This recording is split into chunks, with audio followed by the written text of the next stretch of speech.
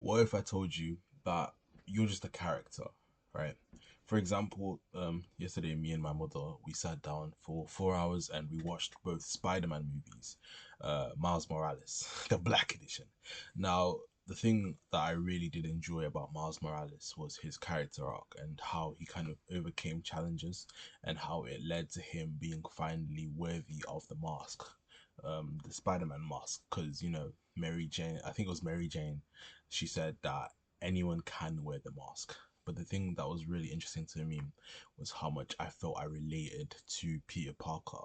So if you don't know, Peter Parker kind of was a semi mentor to Miles. He came from a universe where everything was working out terribly for him. Now, the perfect Spider-Man, the one who had everything, or he was married to his dream girl, he was enjoying his time as Spider-Man. He died pretty early on in the movie, and he was supposed to be Miles's mentor actually. And we got to see this Peter B. Parker, this other Spider-Man version, the unperfect, the human Spider-Man, may I say, come to a universe where he was revered and he accomplished all the things he ever wanted to, and he did every single thing that he currently is not doing. And we get to see him look at himself on a massive billboard, and you can see the difference in the character, and he realized that he has so much more potential. And I strongly related to that second Peter Parker because I can see a perfect version in my mind, or what I think is perfect, right? Because even the perfect Spider-Man, he also had his own challenges, but to everyone else, right? Because he's now dead, they can only see the good and the impact that he's left, so it looks perfect. And I was able to relate to this character. Now, mind you, this character, Peter B. Parker, I've never ever heard of him before, I've never even seen him before. And it got me wondering about these stories that we tell ourselves. You see, since ancient times, stories have been passed down from family to family via oral tradition. In fact, many of the religious texts and books that we have right now come down from oral tradition. Parents tell their children these stories, and children's pass down these stories to their offspring, and then it just continues down generation to generation. Now, my point is that you and I are all characters, right? We think we're so much more different. We think, oh, I'm actually real. And then Spider Man, he's fiction. But if you really do think about it, you're just a character as well. If you were to die and someone wrote a biography, right, a biography about you and your life, you would just be a character to them. And so I think it's really important that when we're looking at characters, because TV shows and movies are a form of art, when we look at a character that we feel as if we relate to, I think it's really important that we explore why a little bit more. Because remember, all these things are just stories, right? The only difference between the story from my grandparents, that has been passed on to my parents and to me, and the movie Spider-Man is the potential that one is real and one is fake. However, in the grand scheme of things, the lessons that you may learn from both is still there and it still exists. And that's why I really do enjoy watching these movies where the YouTuber is psychoanalyzing the different characters. And I think it's really important as well, because if we're always just consuming for the sake of our feelings and our emotions, we never really have the chance to explore anything, and we never have the chance to learn in a way that's beneficial for us. And I do think watching films, and especially enjoying films and movies and cartoons and all these things, in a way is a form of intelligence, because you sometimes do relate to the character. Of course, sometimes you just enjoy maybe the vibe, or the story, or just the animation. For me, the Across the Spider Verse, the Spider Man movie was amazing. The animation was great. The color grading, the different art styles, and how they just brought out the movie and they brought it to life. For me, it was really, really amazing. But at the same time, I think there is real value in picking a character and you doing your own psychoanalysis of them. And for example, mapping yourself to a character. For example, I remember I was much younger, so I was 14 years old, and my mom was watching Suits, and obviously Harvey Specter is quite a prominent character, and I watched the first 3 seasons with her, and I was so enchanted by the way he moved and the confidence that he had. But I just started trying to emulate that. And then within weeks, I was way more confident. When I walked in, I felt like I was the man.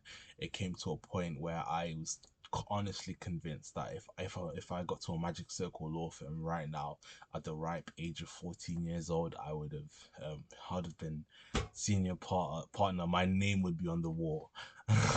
And I would just be the CEO. But like I'm saying, I think what's also really interesting about our story, about our mind, is the stories that we tell ourselves, because we think that we know the objective reality, but the reality that we do experience is the one that we tell ourselves exists. And it's the stories that we tell ourselves. For example, I've been very, very confident, and I thank my mom and God for this, because my mom has always been telling me from a very young age that, Prince, you're a winner.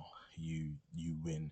The reason why I'm asking whether or not you got an A on that test, or whether you got a high score on that test, is not because I want you to do well, but because you're a winner. And when you tell yourself stories like that, it really does help prime your mind and the identity that you carry over into the world. And so I think if I was to close, if I was to bring everything to a circular close, right? The main thing that I'd love anyone to take away from this is that if you can just simply change the story you tell yourself, then I promise you, your life will turn around.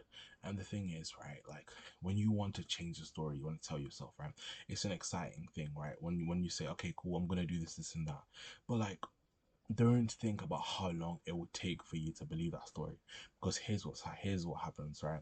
Whenever you tell yourself a story, right, a new story, say for example you're not very confident, and in fact you get anxious speaking to people, right? So you will stand up and start telling yourself, you know what, I am a confident speaker, right? And then you think to yourself, okay, well, this one random guy on YouTube said to tell myself this story, right? But then how long will it take for me to believe that? What you've just done is you've undid all the work of the story you told yourself, because the purpose of a story, right, is not for you to question the story. The purpose of the story is just for you to hear the story and associate your beliefs to that story. But by you questioning that story, right, asking yourself a question like, oh, when is the story going to come into effect, and when is that going to be my identity?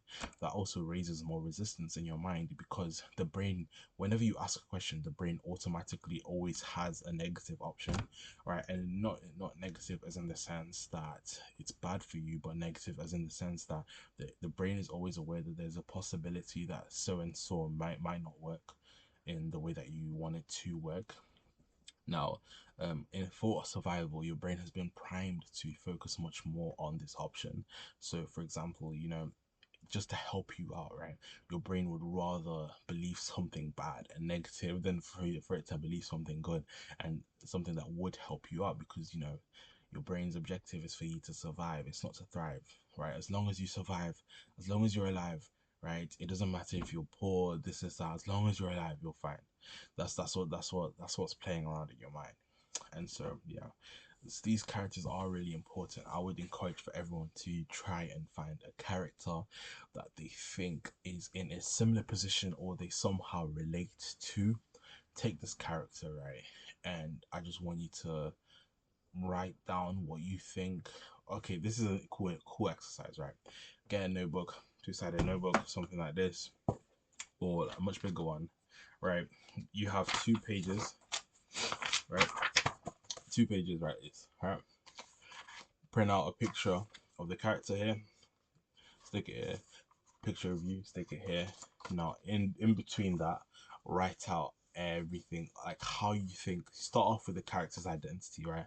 Who they are, what they are, and then slowly, as you're writing, and then you write about your identity, what you believe is your darkest fears, what you think their darkest fear is, and then as you do that, you keep writing down more and more about that character. But as you go down the page, start thinking about your similarities, and by the time you get to the very bottom, right, you should be much closer to the heart of this character in relation to who you are. Because you know what, the thing is, right, you may identify with someone like maybe Harvey Specter or Batman or something like that, right? And just by identifying with them does not mean that you really have captured the actual character. You've captured a dimension of that character that your brain recognizes, because your brain is so good at pattern matching, right? Your brain just scans for patterns, right? And so maybe it was, you may even find out that you're nothing like this character. It's just a scenario that they were in that your brain recognizes, and also recognizes that you went through something similar, right? And you solved it in a similar way, and so you may feel quote unquote connected to that character in that way, right? And so yeah, I think it's really interesting. And you know what's also interesting, right? Like, we're just all stories. Like, we're all stories. We're just one big story. There's this great man theory that, societies are shaped by the will of great men. Napoleon, Alexander the Great, da da da da. But even them, they're just stories, right? Their stories has been told more than yours, and more than the peasants that lived in their time. Or, yeah, so they're all just stories. Your story, I'm a story, we're all stories. The way to change your life is by changing the story you tell yourself. And yeah, I don't know, man. You know what? The great thing is, right? You don't have to believe me now, right? When I, if I, you know what? Here's the thing. You don't have to believe me now. You're probably not gonna watch this video now. I'll post this video. Yeah, no one would watch it. And then Prince, 5 years later, 10 years later, Prince has done this, that, and that. Now everyone's looking. Okay, where did Prince start? What did he do? My days, bro. And it all comes down to one simple principle, really. As a man thinketh, so is he. In fact, I have this really, really massive book here, right?